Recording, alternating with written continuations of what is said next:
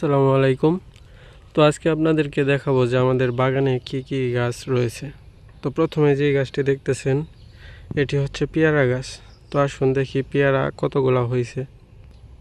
এই যে দেখতে পাচ্ছেন পেয়ারা। তো পেয়ারা মোটামুটি অনেকই হয়েছিল, কিন্তু পোলাপনে সব পেয়ারা খায়া লাইছে। তো চলেন দ্বিতীয় গাছ যেটা আছে সেটাতে নিয়ে যায় আপনাদের। এটা কি গাছ গাইস, আপনারা কি জানেন?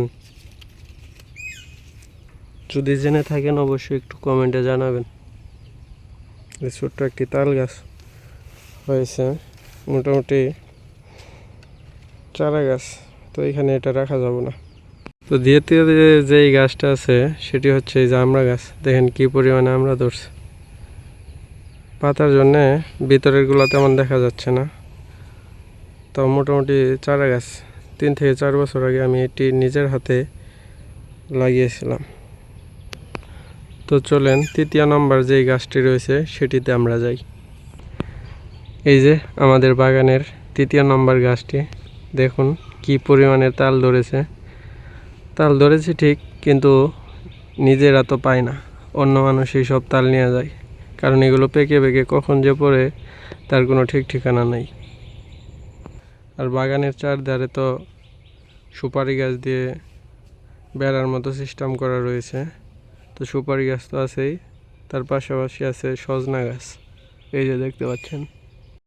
আর বাগানের যে মেইন গাছ রয়েছে সেটি হচ্ছে এই যে লিচু গাছ। তো এটি হচ্ছে দেশি লিচু গাছ, আপনাদেরকে একটু দূর থেকে দেখাই। এই যে এগুলো আমাদের নিজের হাতে নিজে কলম দিয়ে তারপরে লাগিয়েছি, মোটামুটি ভালো পরিমাণে লিচু ধরে।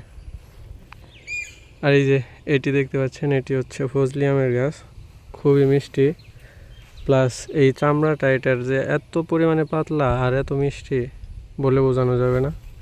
আর তারপরে যে গাছটি রয়েছে পেয়ারা গাছের পাশেই, সেটি হচ্ছে, এটা কি জাতের আম আমি নিজেও জানি না। এটা কাঁচা থাকতেই খুব মিষ্টি, মানে শিমুল আলু আছে না, শিমুল আলুর মতো। তো এটা কাঁচাই খাওয়া যায়। তার পাশেই রয়েছে এই যে এই গাছটি হচ্ছে চায়না 3, খুবই বড় বড়, বীজগুলো খুব ছোট হয় এবং কি খুব মিষ্টি। তার পাশে যেগুলো দেখছেন এগুলো হচ্ছে দেশি লিচু। চলেন অন্য একটি গাছ, মানে খুবই ভালো ছায়ার জন্য, তো সেই গাছের কাছে আপনাদেরকে নিয়ে যাই। গাইস, এটা কি গাছ আপনারা কি জানেন? বলেন তো দেখি, এটি কি গাছ?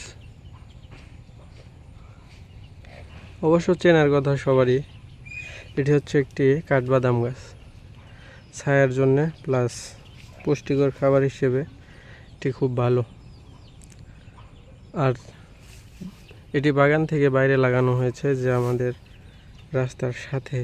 এখানে একটি চাং পাতিব, যখন গাছটি বড় হবে তখন খুব ছায়া থাকবে তখন।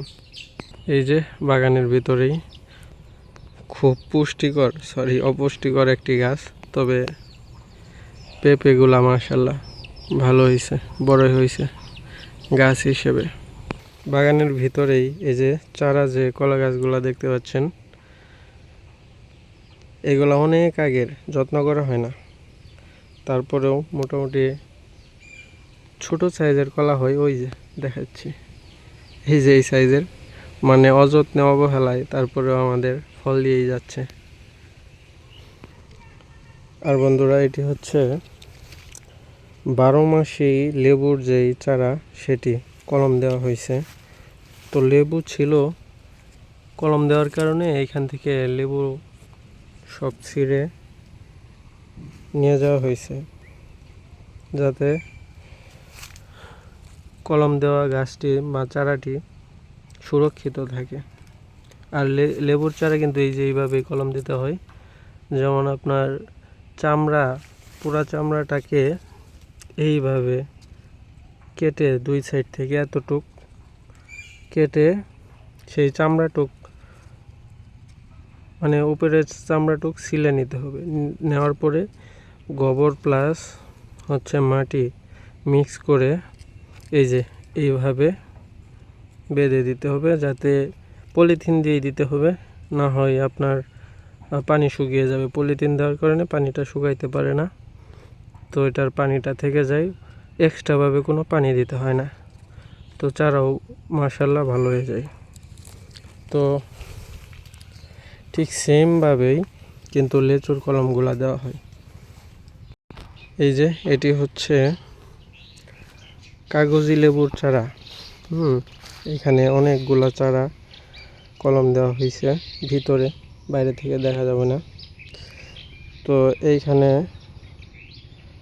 মোটামুটি অনেক চারা হবে বিক্রির জন্য। তারপরে দেখাচ্ছি আরেকটি চারা। এই যে দেখতে পাচ্ছেন, এইগুলা কিসের চারা হতে পারে আপনারা কি জানেন? বলেন তো, এগুলা কি নারিকেলের চারা নাকি সুপারির? অবশ্যই এগুলা সুপারির চারা। তো মোটামুটি এখানে অনেকগুলা সুপারির চারা রোপণ করা হয়েছে। এই যে এই তাল পড়লো রে গাইস, লাইভ তাল পড়লো। কোন জায়গাতে পড়লো? এই যে গাইস, তাল খাদার ভিতরে পড়েছে।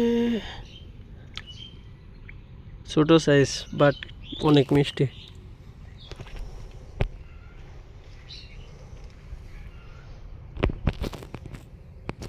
বাগানের বাইরে ছোট করে একটি জাংলা দেওয়া হয়েছে ধন্দলের। তো আর ওই যে উপরেরটা হচ্ছে বেল গাছ। তো এই যে আমি একটি তাল পেলাম ভিডিও করতে করতেই, এখন বাড়িতে নিয়ে যাব। তো ধন্যবাদ সবাইকে এই পর্যন্ত যারা ভিডিওটি দেখছেন। আশা করি আমার পাশে থাকবেন। চ্যানেলটি নতুন হয়ে থাকলে সাবস্ক্রাইব করবেন।